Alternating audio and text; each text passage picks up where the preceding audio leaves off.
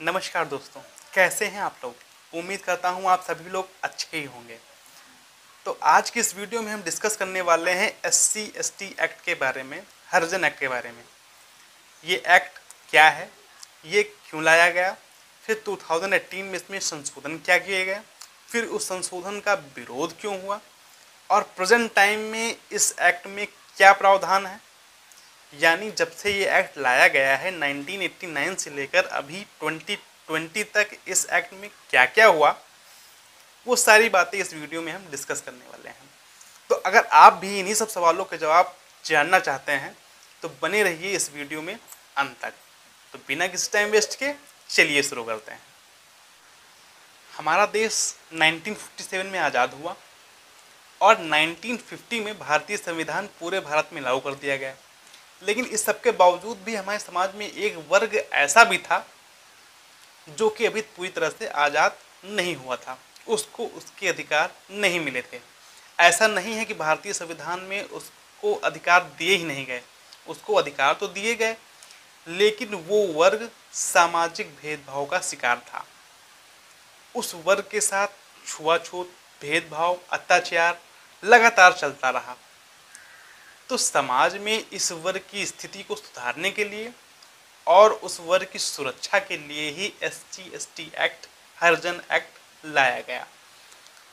ये एक्ट 1 सितंबर 1989 में संसद में पारित किया गया और 30 जनवरी 1990 में ये पूरे भारत में लागू कर दिया गया।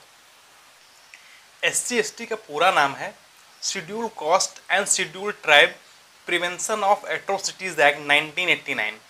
इसको हिंदी में अनुसूचित जाति और अनुसूचित जनजाति अत्याचार रोकथाम अधिनियम 1989 कहा जाता है। इस एक्ट का मेन मोटो, मेन उद्देश्य ये था कि जो भी अनुसूचित जाति और अनुसूचित जनजाति के लोग हैं उनको सार्वजनिक सुरक्षा मुहैया कराना। समाज में जो भी उनके साथ भेदभाव हो रहा है, जो भी उनके साथ अत्याचार हो रहा है, उसको रोकना। इस एक्ट में अगर कोई नॉन दलित पर्सन यानी कोई ऐसा व्यक्ति जो कि अनुसूचित जाति और अनुसूचित जनजाति में ना आता हो, वो अगर किसी अनुसूचित जाति और अनुसूचित जनजाति के लोगों के साथ भेदभाव करता है, अन्याय करता है, अत्याचार करता है या फिर शोषण करता है, तो उसके खिलाफ कड़ी सजा का प्रावधान है। अब एससी एसटी एक्ट में क्या प्रावधान है, इस पे भी एक नज़र डाल लेते हैं। तो इस एक्ट में कुछ ऐसा प्रावधान है कि जिसमें कोई नॉन दलित पर्सन किसी दलित पर्सन के लिए जात सूचक शब्द का इस्तेमाल नहीं कर सकता है।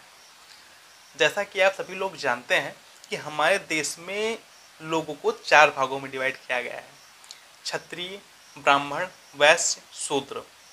यानी कि आप क्षत्रिय को क्षत्रिय कह सकते हैं, ठाकुर कह सकते हैं, लंबरदार कह सकते हैं, ब्राह्मण को ब्राह्मण कह सकते हैं, पंडित जी कह सकते हैं, वैश्य को वैश्य कह सकते हैं, गुप्ता कह सकते हैं, साहू कह सकते हैं। लेकिन आप शूद्र को शूद्र नहीं कह सकते हैं। इतना ही नहीं, अगर कोई नॉन दलित पर्सन किसी दलित पर्सन पर अत्याचार करता है, अन्याय करता है, शोषण करता है, मारता पीटता है, तो उसके खिलाफ तुरंत मुकदमा दर्ज करके तुरंत गिरफ्तारी का प्रावधान है। ऐसे केसों में जमानत भी सिर्फ हाई कोर्ट से ही मिलती है, और जमानत तो दूर की बात है, ऐसे केसों में अग्रिम जमानत यानी कि एंटीसिपेटरी बेल भी नहीं मिलती है। ऐसे केस में पुलिस को गिरफ्तार करने के लिए किसी उच्च अधिकारी की परमिशन लेने की भी ज़रूरत नहीं होती है। सिर्फ एक तरफ मुकदमा दर्ज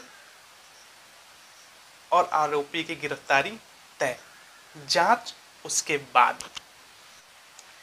इस एक्ट में पीड़ित व्यक्ति को आर्थिक और सामाजिक सुविधा देने के साथ साथ कानूनी सहायता देने का भी प्रावधान है। यानी कि पीड़ित और गवाहों को कोर्ट में आने जाने का या कोर्ट का जो भी खर्चा होगा वो सरकार द्वारा मुहैया कराया जाएगा, और ऐसे मामलों की सुनवाई सिर्फ स्पेशल कोर्ट में ही होगी। पहले ये कानून नया था, लोग इस कानून के बारे में कम जानते थे। लेकिन जैसे धीरे धीरे लोग इस कानून के बारे में जानने लगे, इस कानून का दुरुपयोग भी होने लगा।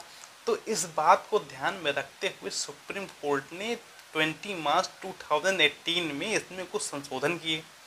संशोधन क्या किए कि जो इन मामलों में पहले तुरंत गिरफ्तारी का प्रावधान था उस पर रोक लगा दी गई। उसके बाद जो शिकायत मिलने के बाद तुरंत मुकदमा दर्ज होने का आदेश था, उस पर भी रोक लगा दी गई। पहले शिकायत होगी, फिर उस शिकायत की जांच डीएसपी स्तर का कोई पुलिस ऑफिसर द्वारा की जाएगी, उसके बाद ही मुकदमा दर्ज होगा। ऐसा कोर्ट ने इसलिए किया जिससे कि डीएसपी अपनी शुरुआती जांच में ये पता लगा सके कि किसी व्यक्ति को झूठी आरोप लगा के कहीं फंसाया तो नहीं जा रहा है। लेकिन ये संशोधन दलित वर्ग को मंजूर नहीं था। इस संशोधन के बाद पूरे देश में इसका विरोध किया गया, भारत बंद किया गया, धरना प्रदर्शन किया गया, जगह जगह आगजनी हुई, सार्वजनिक संपत्ति भी जला दी गई। इस विरोध में कई लोगों की जान भी गई। दलित वर्ग सिर्फ अपने पुराने SC/ST एक्ट की ही मांग कर रहे थे, उसमें किसी तरह की संशोधन नहीं चाह रहे थे। देश भर में जिस तरह विरोध प्रदर्शन हो रहा था, जिस तरह का माहौल था, उससे केंद्र सरकार पूरी तरह से प्रेशर में थी। सरकार ने कोर्ट के इस फैसले के अगेंस्ट रिव्यू पिटीशन, पुनर्विचार याचिका दायर की। उसके बाद ये एक्ट पुनः अपने मूल रूप में आ गया जैसे कि संशोधन के पहले था।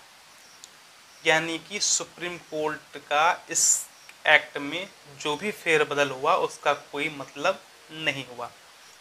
आज अगर हम SC/ST एक्ट इन 2020 की बात करें, यानी कि SC/ST एक्ट 2020 में क्या प्रावधान है इसकी बात करें, तो जो प्रावधान SC/ST एक्ट 1989 में है वो 2020 में भी लागू होंगे। इसमें किसी भी तरह का कोई परिवर्तन नहीं किया गया है। तो उम्मीद करता हूँ आज का विषय आपको अच्छे से समझ में आ गया होगा। अगर अभी भी इस विषय को लेके आपके मन में कोई डाउट है, कोई सवाल है, या आप किसी और विषय पे हमसे वीडियो चाहते हैं, तो अभी कमेंट बॉक्स के माध्यम से जुड़ें और अपनी बात करें। अगर अभी तक आपने मेरा चैनल सब्सक्राइब नहीं किया है तो चैनल सब्सक्राइब करें और नोटिफिकेशन बेल ऑन करना ना भूलें। अगर इस वीडियो में आपको थोड़ी सी भी जानकारी मिली हो तो वीडियो को लाइक करें। तो मैं एडवोकेट नीतीश सिंह मिलता हूं ऐसे ही किसी और नॉलेज वीडियो में। तब तक आप घर पे रहें, सुरक्षित रहें। जय हिंद।